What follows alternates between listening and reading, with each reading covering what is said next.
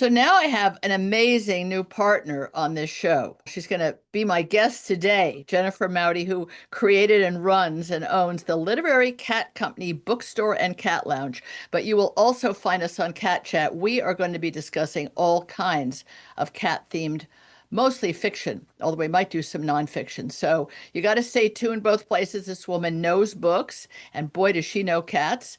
And I've been looking for someone to have these conversations with, especially Jennifer, around Japanese novels. There was a whole article months ago about, oh, there's this big raft of Japanese novelists writing about cats.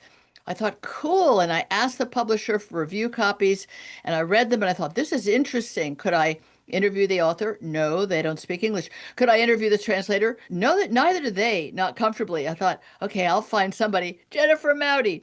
It's so great to meet you. So I read a big fat article about you. I don't know if it was the Washington Post or the New York Times. This creation of yours in nowhere-ish mid-America, right? I don't mean that rudely, but anybody who has an independent bookstore in a place that isn't a major city where most independent bookstores have already closed is a very brave pioneer. So I just want to take my hat off to you for that. Thank you. You're so welcome. Tell me how you got the guts to do this. Oh, goodness. So I was a teacher for 17 years, taught elementary school, and I also taught ESL, English as a Second Language. Oh, And I loved my teaching career. But then COVID hit and everything changed. And I was really burned out. And I was teaching ESL at the time, and teaching ESL during COVID was going to be a nightmare. And I just knew that this was the time in my life where I was meant to do something else. So I made the hardest decision ever and I left my teaching career, and I was just mourning and grieving not being a teacher anymore and trying to figure out what to do with the next half of my life. And I just always had this thing in the back of my head that I wanted to try, but I didn't quite know how to do it. I just thought if I could bring together my two passions, books and literacy education, along with rescuing cats, what would that look like? And cat cafes were popping up everywhere, and I didn't want to do the typical cat cafe. I wanted it to be a bookstore. So I just researched and planned and organized and dove deep into my courage and decided to take a big giant risk. And so far, it's worked out wonderfully. well, that's remarkable. There are so few people anywhere that can start a bookstore, but you think that you'd want it in a neighborhood where people have foot traffic and they're bored with their children on the weekend. I don't know, let's go sit in the bookstore and read all the really cool books that Jennifer's put together. But you're in Pittsburg, Kansas. Now, in the article that in which you were quoted, you said, "We're a poor community." And I thought, even rich communities can't afford independent bookstores. I know that sounds odd. They can't afford it because are people going to go into a bookstore, browse the titles that you have carefully curated, and then buy the book? Question mark, question mark. Right. And you are in this less than affluent area, off the beaten track. It's certainly not Kansas City. Is that where you live? And you thought, well, heck, I'm going to do it near home. I'm not going to travel to an urban area. Is that why you chose it? That's exactly it. And through my years of teaching, I want to bring literacy to all communities. And because we are not an affluent community, that's all the more reason we need more bookstores. Wow, such a counterintuitive thinking, and yet turns out you're right. That people that may not be affluent, and in some cases may not even have grown up speaking English, they want books. Books matter to people. I'm thrilled because I have spent the last 15 years on this show and on Cat Chat, always trying to have authors on. I may not even adore their book that might have to do with dogs or cats or other animals, but I want people to know it exists and let them find out for themselves. And Yeah. I guess that's your idea. You look for these books and then you put them in front of people and see how much of an appetite they have for it. It's kind of like a cat toy. You dangle it. Exactly. You It- dangle it in front of them and see what yeah. goes. So the child part of your bookstore seems important. On your really nice website, there's a picture of a little kid in a pink puffa parka just cuddled up against a bookshelf with a book. Children seem to be a big part of the bookstore. Do cats help them want to be near a book? Do they want to be near a Absolutely. cat? Is that right? Absolutely. I always wanted to do this really cool thing when I was teaching. I wanted to take kids to the animal shelter and let them read books to cats. I thought that was Oh, just nice. coolest thing to do. And now I can do these That's cats right. are here and the kids can read books to them. And I have little kids come in all the time. And especially during the school year, they have their required 30 minutes of reading time at home that they have to do or whatever. And especially those that the parents have to push them to do that. They've told me that it makes it easier when they tell them, "Hey, let's go to the bookstore and you can read your do your reading time if you read to a cat." And they do that and it works.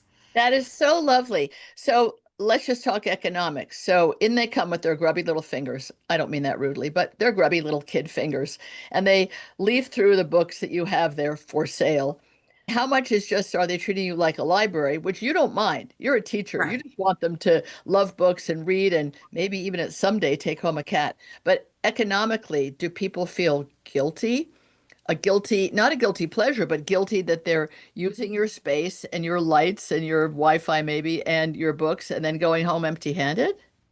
We honestly don't have that happen all that often. There are people that do come in and they'll read for a while and they'll leave without purchasing anything, but I just let them know I hope that it comes back around. I hope that when they need a gift for somebody or when they need to buy a book, they're going to think of us. They're going to think of us letting them come in and just read and have some quiet time and some peaceful time so that when they are ready to make a purchase, they do come back to us. And it happens.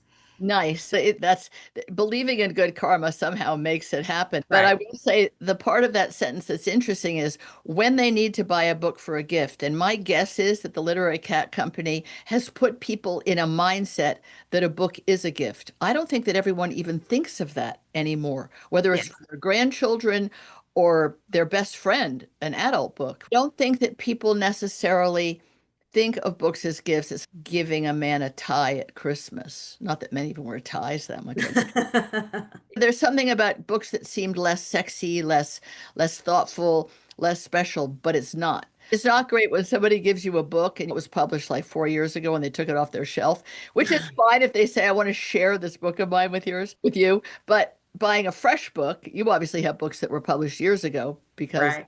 you hope that books can stay around for years. Yes. What about the cats? What you have a partnership with a shelter. So you Yes. have brought the shelter to the Literary Cat Company. Talk Yes. about that partnership. When you said you had so much planning to do, people might think, did that mean building bookshelves? It really wasn't just that. Oh, it's really we've combined two completely, totally separate industries. We've combined a bookstore with cat rescue, which is not all that easy to do. There's zoning and there's city regulations and there's state regulations that you have to take into account. So what did you come up against in this endeavor? We started off offering tea and coffee.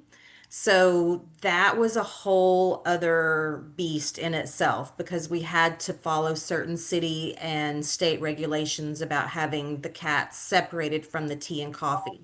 Goodness. So we were able to do it, but it turned out it was just too much for one person to handle. I started off just completely by myself. So it's a hard thing for someone to work a coffee area plus sell books plus handle any cat things that are going on. And So, encouraging both the sale of cats and yes, books.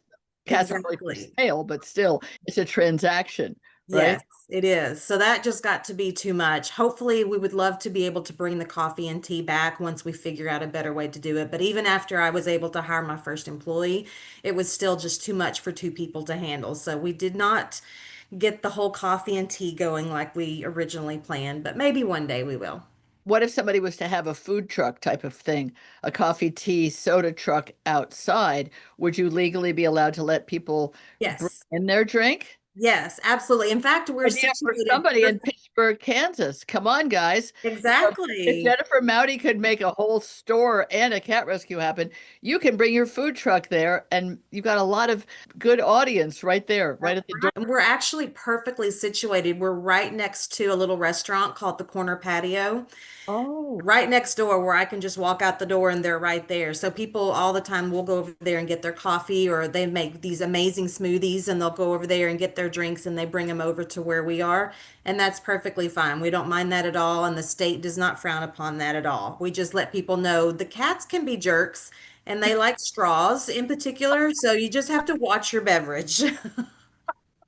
So that's one of the wall mottos. Watch Yes, your beverage. watch your beverage. All right, talk about the cat shelter that you chose to work with, or the animal shelter who gave you some of their cats.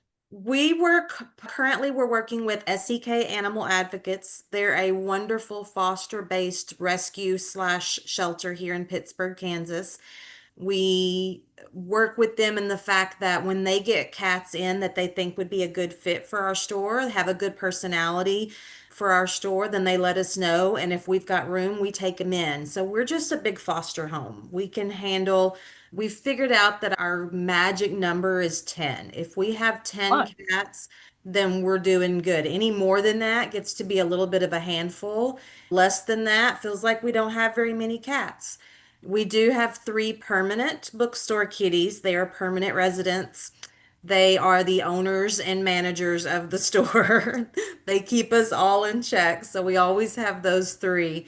So then we like to take in seven others that can be adoptable. And we've had 37 adoptions since we've been open. And we've been open about a year and a half now. That's a huge number for a location that is off the beaten track. And even though people know there's cats there, they aren't necessarily, that's not their mission. We hope their Right. mission is to buy a book and Right. hang out with a cat, which is a great combination.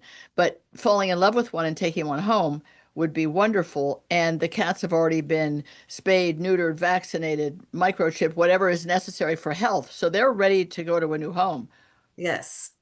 which takes the burden off. Imagine if you had to do that on top of Right. everything else. That would, Well, the cats, they get socialized while they're here with us because there's so right. many people coming in all the time to pet them and play with them and snuggle up with them. They get socialized. And just think about cats that sit in cages and shelters and they don't get that chance and people don't get to see their true personality. Here they get to socialize and they get used to being a good cat. And we've had cats come in that were not at all adoptable. They were practically feral or they were extremely shy or withdrawn and elderly cats. I love taking in elderly cats and sometimes they'll just hide under the couches for several days. But then they eventually come out and they get used to people, and then suddenly they get an adoption application put in on them, which would not have happened if they were sitting in a cage in a shelter. It might not have ever left the shelter out the front door, so to speak. Exactly. Isn't that an amazing feeling for you to be able to do that? I was very excited that Catit, the company that is one of the sponsors of Cat Chat with this really cool topper and treat called Creamy that they make, they Mhm. wanted to embrace what you were doing. They were very excited when they heard about it. And they're underwriting some adoptions and also giving you a lot of their very cool equipment and supplies. That's kind of marvelous, right? It's been wonderful. They sponsored three adoptions, and we actually have three adoptions this week in the works right now that we're just ready Wow. to pull the trigger on and approve. Isn't that something? How much does it cost to adopt a cat from the literary cat company? Typically the adoption fee is 80. If they're a senior over the age of 7, then we discount them down to 60. And then sometimes we have really special breeds that will come in and we do a higher adoption fee because we want to make sure that they're going to a really good home that's not adopting them just because of the kind of cat they are. But typically Oh, 80 is that's our adoption fee. interesting. So if you had a Persian, let's say, or a Siamese, or a Scottish Fold, or whatever purebred cat might seem like it should have a higher price tag, you put the price tag because you want to deter them from taking the cat Yes, because they're a status symbol, if you will. I know they're not really a status symbol, but they right, have a fancier label on them. Is that right. right? You want them to take the everyday cats. Yes, and we did. We just had a Siamese, and he was just a little street mutt. We have no idea if he was purebred or not, but he looked purebred. He was absolutely gorgeous. He was here for less than a week, and we had his adoption fee at 200, Wow. and his adopters did not blink an eye at paying that for him because they wanted him so badly. Isn't that fascinating? Yeah. People really are drawn to what they see. And I think with cats, it's even more true because if they are little works of art, as they've often been referred to, then to some people, that work of art, when it looks a certain way, is more stunning to them. whether it's a Yes, Maine Coon or a Norwegian forest cat, or I'm sure you don't want too many of the super long-haired cats because then you have more vacuuming to do. we do a lot of vacuuming. I bet vacuuming, we need Bissell or somebody with a pet vacuum one. A lot of people, not people, but companies have them. It's wonderful. And now, what about dogs? Do you try to have books, a lot of books for adults or children that feature cats? And if so, are dogs are they second fiddle, or is that not really relevant to what you choose? We do not discriminate against dogs and dog lovers and dog owners. We do have a wide range of cat related books. Anytime I see a cat book, when I'm searching for books to complete my order, I always put in as many cat books as I can find, but I also put in a fair amount of dog books too. We've got a little dog section as well. We don't discriminate. That's so cute. So if people want something that's really species specific, Yeah, you've picked all those books for them. I should yeah. probably pick your brain. Maybe you have something on your cat or dog shelf that somehow I missed. I look forward to being able to discuss particularly the Japanese literature with you. And let's just talk about it broadly for a minute in case people listening to this show are not necessarily cat chat listeners, but I want them to know we're going to do a lot of cat literature on Cat Chat just because it is undervalued in our publishing world. You see a lot more dog books published, and certainly there might not be as many cat writers, but maybe there are. What do you think about this Japanese wave of books about cats in general? Are you surprised? Have you already seen this for a long time since you're such a book lover? I haven't, but I knew that it was probably out there because the cat cafes originated in the Asian countries. And they're a huge trend over there. They're a big thing. And the Asian culture just really values their kitties. And I just thought surely there's lots of other avenues that cats can be showcased from the Asian countries besides just the cat cafes. And sure enough, like you said, there's just been a rash of books published about cats in these Japanese languages, and I think it's great. We've got lots of people that come into the store looking exactly for those. Really, they've heard about them. Yeah. They want obviously the translation. Do you think that the writing is obviously originally in Japanese, but you probably have lots of translated books on the shelves sprinkled Mhm. amongst all of your books. Do you think that they have a certain gestalt about them? They seem to me to have a fanciful almost feeling to them, almost that they're parables, that they're metaphors. I They don't are. Right? I don't understand Japanese culture well. I know there are people who adore it, and when they were, I don't know, 19, they went to Japan and never came back, kind of thing. Mhm. I'm much more sort of European drawn as a person to the place, to the food, to the culture, to the people, and to the literature. But do you think that there's something about the Japanese that cats feed some part of their soul in a different way? They have islands of cats. They have Yes. marketplaces full of cat-themed stuff, just Yes. masses of it. Do you think what is that? I don't know. I've never been to Japan. I've never been to any of the Asian countries. I would love to go one day, but you're right. Just something about cats just goes deep back into their culture, into their history, and they're drawn to it. They really love it. And I think they do a great service to cats and their history in their writing. I agree because they treat them as not sacred is too strong a word, but revered Revered, yes. creatures. And then in the novels, variety of different novels, which you guys have to listen to Cat Chat to hear us talk about it. And we might not both agree on a book. We might not both agree that we like it very much, but we want other people to know about it. It is a look into another culture. And because if you think of Isabel Allende or any of the fantastical writers from Central America, South America, that's an idea that's unusual for us. I think Americans are very literal. And even the Yes. British are quite literal. But if you look at that kind of fantastical writing, once people were aware, Gabriel Garcia Marquez, the writers that brought that kind of otherworldliness to fiction, once people got a taste of it, they wanted it. They wanted Yes. more of it. I Yes. don't know. Do you think sort of Kurt Vonnegut falls in?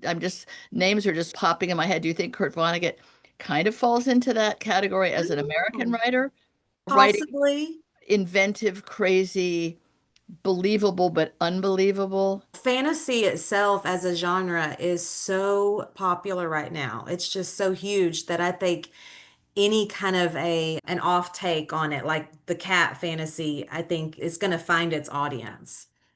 Especially with cat lovers. Yeah. Yeah.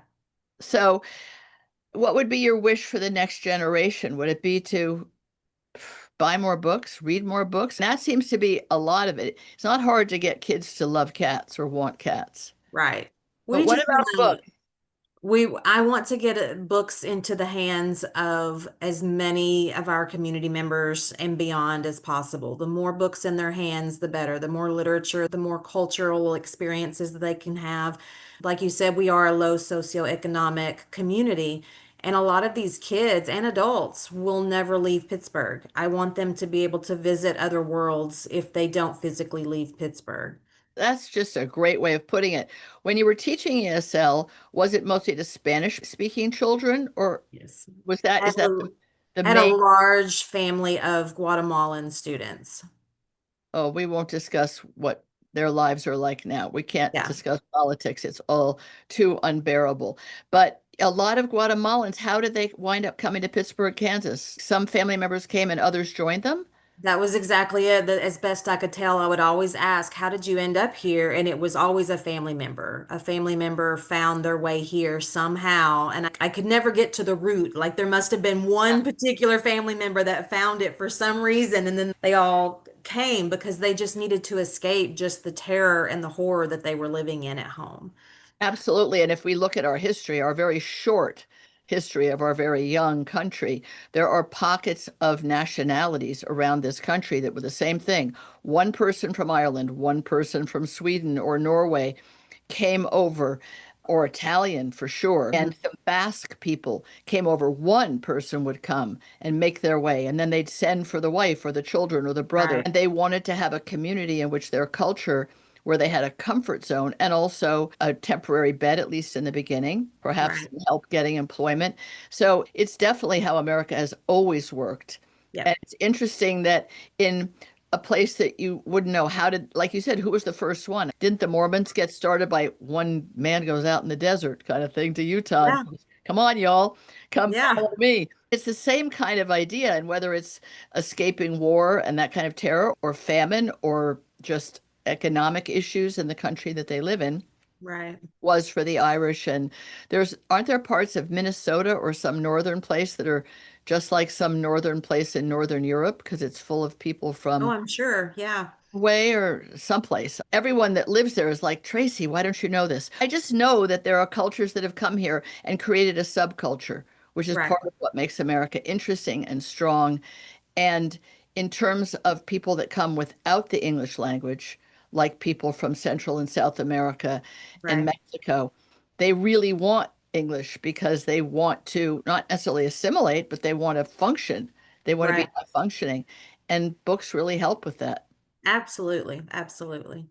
connect them to American ideas and characters and make them feel part of something. If they can say, oh, I read that book or my child read that book. Even Good Night Moon, not many words, but something which is culturally connecting, something that a bookstore can really do. We've had mothers, especially mothers and children, and entire families come in and thank us for having such a large and diverse children's section. And when all of the, like you said, we won't talk politics, but when all of the political uproar began a few months ago, we had informational pamphlets and things for them set up at the very front of the store so that they, along with a couple of books, so that they could see them when they walked in. More than one family thanked us for that. Nice. We all need to support each other. Really important. And communities are the way to do that. And once you are at a bookstore can be like a church or like a food pantry can be a central place where people come together and care about each other. So Absolutely. I want to thank you for creating that with the Literary Cat Company Bookstore and Cat Lounge. And I hope all seven of those kitties that are the non-permanent residents go right out the door with the help of Catted and Creamy, and another bunch come in and make Yeah, it a whole new day for you each time. that's what it's Thank all about. It sure is. Jennifer Mowdy, thank you so much for your courage and your vision And Thank congratulations on the success you've had. And I look forward to talking to you on Cat Chat about a lot of these very curious cat books. Thank you Yes, so much. ma'am. Thank you.